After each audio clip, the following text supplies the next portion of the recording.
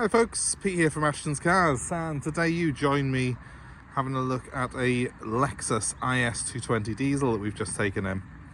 I used to run a Lexus IS 220 diesel, had one for about 2 years, so I've got a bit of a soft spot for these cars.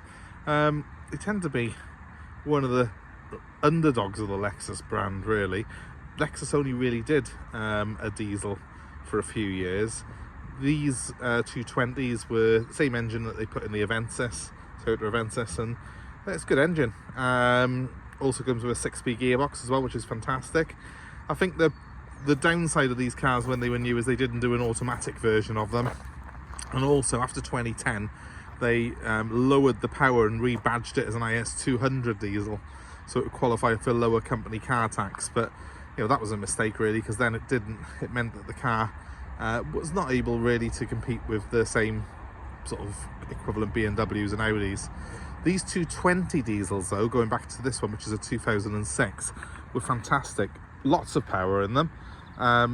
As I say, great 6-speed gearbox, very, very high geared these cars are, so very relaxing to drive on the motorway.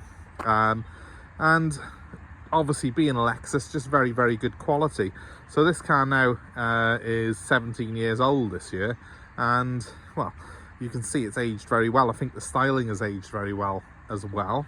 Lexus have got their own individual styling, and it does tend to be a case that they evolve their cars over time rather than completely start off from scratch every time they bring out a new model. So the older models do still always look quite current, and the IS model that we're looking at here carried on for many, many years, this shape in one way or another, as the IS 250 and the IS 250 hybrid, as time went on, an IS 300. So it still looks quite fresh, it still looks quite modern.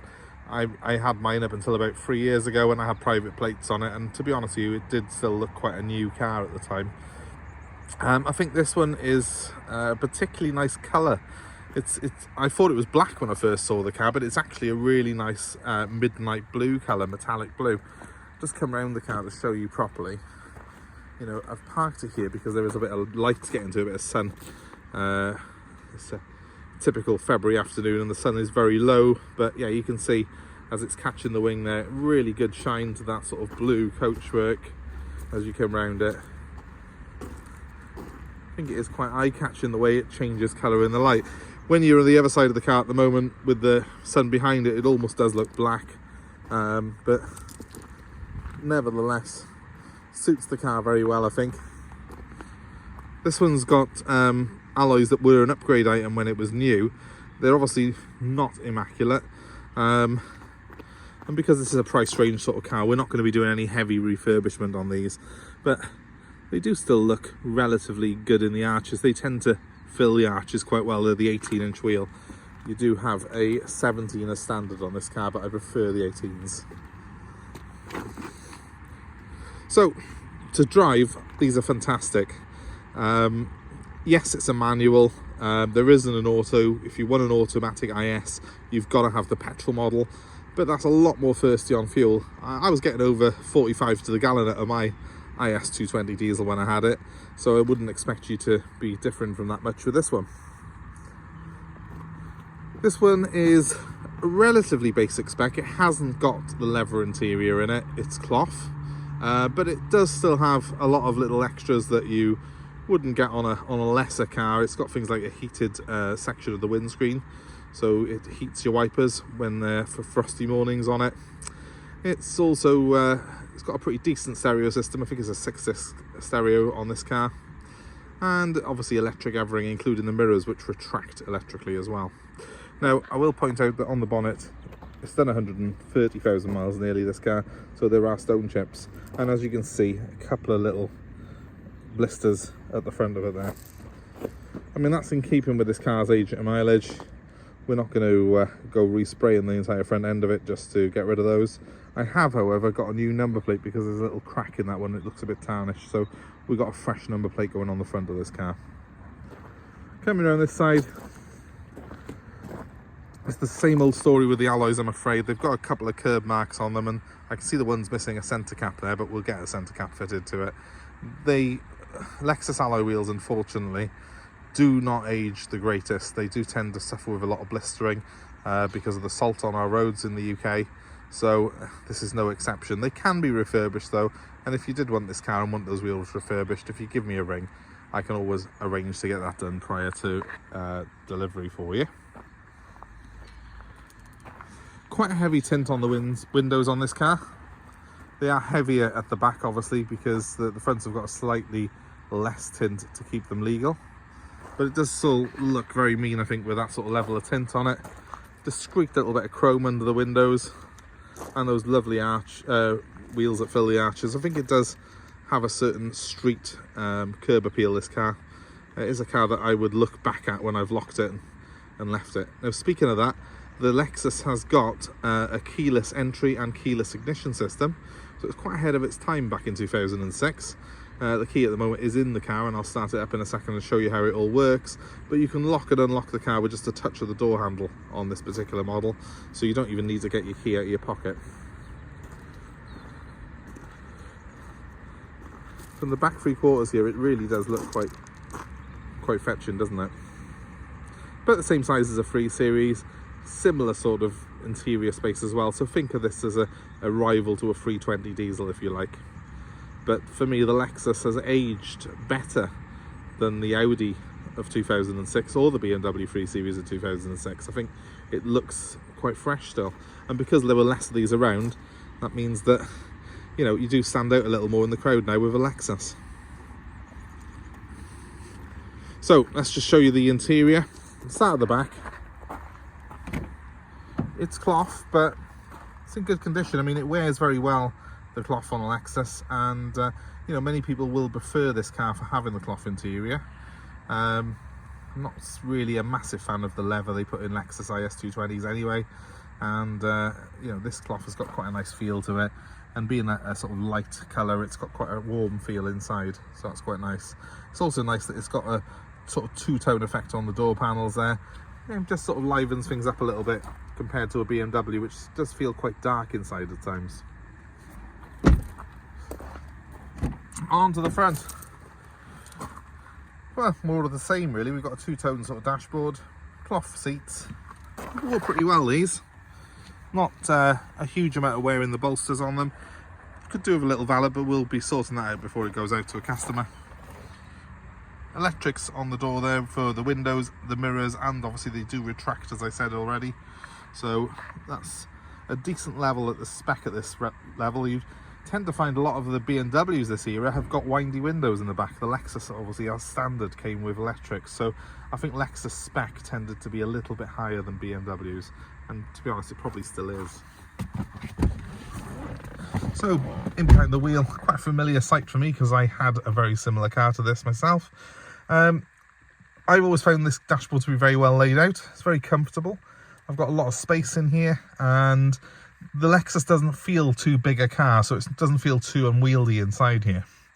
As I did say, this is a keyless design, so I need to press the clutch down, and you can see a little green lights come on now on my start-stop button. And just by pressing that one touch, the dials do a little sweep of themselves, and there we go. Let's turn that right down. You will see flickering on your screen possibly from my recording equipment. It's not the actual car, that it's the recording equipment that makes it look like they're flickering. They are quite a nice ambient lighting on there. So the only thing that's flashing on here actually is my seatbelt light because I'm not wearing it right now, but I am on private land, so if you're an officer of the law, I'm not breaking the law by doing this. You can see I've got a nice big trip computer right in front of me saying I've got 24 miles left, and if you look a little bit underneath that, you can see the car has done a total of 127,000 miles. Not a massive amount really when you consider this car now is 16, 17 years old, so it's below average mileage for the age. We have got this great CD system here. It's a 6-disc system on it. It's not the, they do a sort of premium system in the Lexus. This is just the standard one, but even the standard one has got a great sound on it. They have a very good system. They've got a sort of amplifier in the boot, which is separate. Again, it was a much better system than you would have had in a BMW 3 Series or an Audi A4 of this era. Lexus were just ahead of the game. They were ahead of the curve on that sort of thing. We've got climate controlled air conditioning, and I've got controls for passenger and driver separately. They are these up and down buttons, which I find slightly more irritating than dials. That's a personal preference though, but they do the job pretty well. And yeah, the whole layout of the dashboard is quite intuitive. You seem to be able to access everything you need to with just a touch of a switch somewhere on here.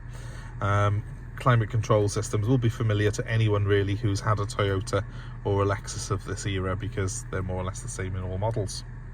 The car's also got cruise control, again some familiar to you if you've had a Toyota or a Lexus. It's just down by there and it's very easy to use. Multi-function steering wheel, which is adjustable for reach and for rake, and the seat as well is multi-adjustable, so drivers of any height can be comfortable in here. It's always a problem on Jap cars that sometimes they are a little bit smaller than the European equivalents, because Japanese people tend to be a little bit smaller, but the Lexus IS is really quite spacious inside. I've got my seat fairly well back at the minute, but I've got more than enough leg room. In fact, I could probably do it being a little bit closer to the steering wheel. So gear shift, very simple and nice to use, but it has got a very, very tall 6th gear. Now that's great for economy on the motorway. At 70 miles an hour, this car's doing about 1200, 1300 RPM.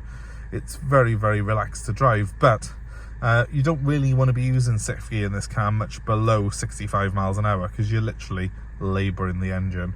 It's got to have the highest gearing of any car in this category, probably one of the highest gearing of any production saloon car I've ever driven.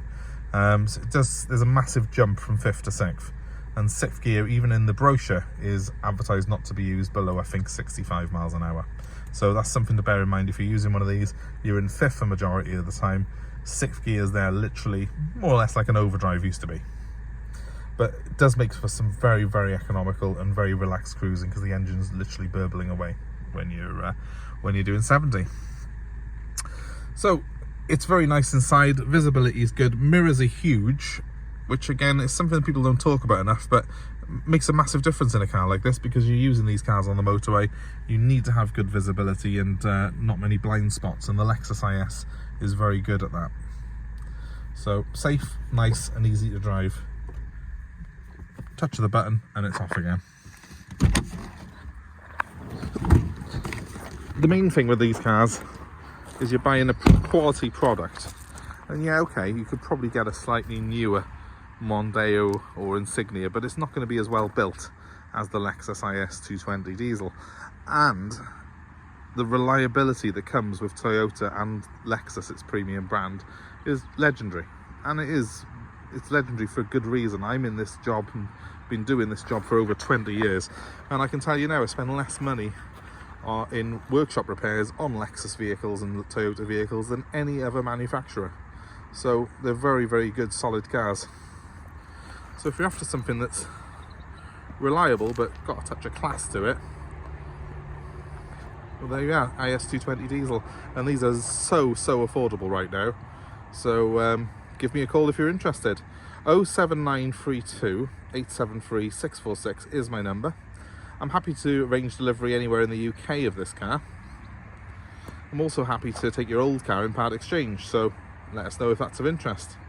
That number one more time is 07932 873 646. Thanks ever so much for watching, guys. Please give us a like, share and subscribe to our channel for more car buying advice and more videos for cars we have to offer you like this. Have a great day and thanks for watching. Goodbye.